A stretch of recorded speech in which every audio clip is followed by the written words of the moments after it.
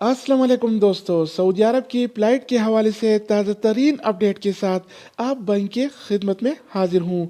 वो सब भाई लोग जिनके नए वीज़े लगे हैं या वो भाई जो छुट्टी पर आए हुए हैं और सऊदी अरब जाना चाहते हैं, तो उनके लिए बहुत अहम खबर है। तो दोस्तों, फ्लाइट की शुरुआत के हवाले से तवक्कलना ऐप में बैरून मुल्क से आने वाले मुसाफिरों की ए और बी कैटेगरी का अपडेट किया गया है। तवक्कलना ऐप इंतजामिया ने कहा है कि बैरून मुल्क से वापस आने वाले मुसाफिरों को दो कैटेगरी ए और बी में तकसीम किया गया है।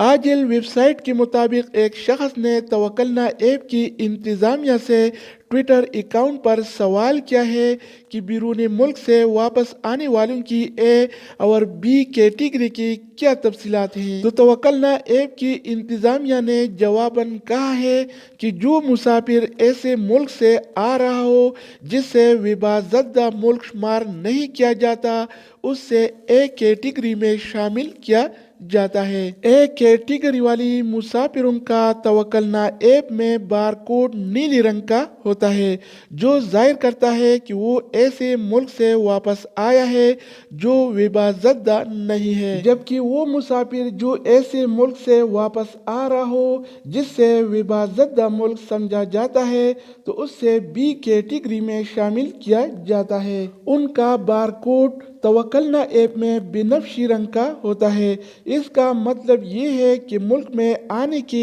8 घंटे के अंदर उसे अपने घर की लोकेशन शेयर करना होगी और 7 दिन तक घर में खुद को महदूद करना होगा।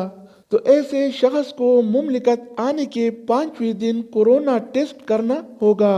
वो खुद को घर में महदूद रखेगा जब तक ऐप में उससे सबस बार कोड नहीं दिया जाता। तो दोस्तों, तवक्कलना ऐप में ए और बी कैटेगरी को शामिल करने का साफ मतलब ये है कि बहुत जल्द फ्लाइट शुरू होने वाली हैं। तो दोस्तों, ये थी अब तक की ताज़ा तरीन मालूमात। मज़ीद न्यू अपडेट्स और मालूमाती वीडियोस के लिए इस चैनल के साथ जुड़ी रहिए। अगर आप ये वीडियो फेसबुक पेज पर देख रहे हैं तो फेसबुक पेज को भी लाइक और फॉलो करें, क्योंकि हम ये वीडियो पेज पर भी शेयर करते हैं।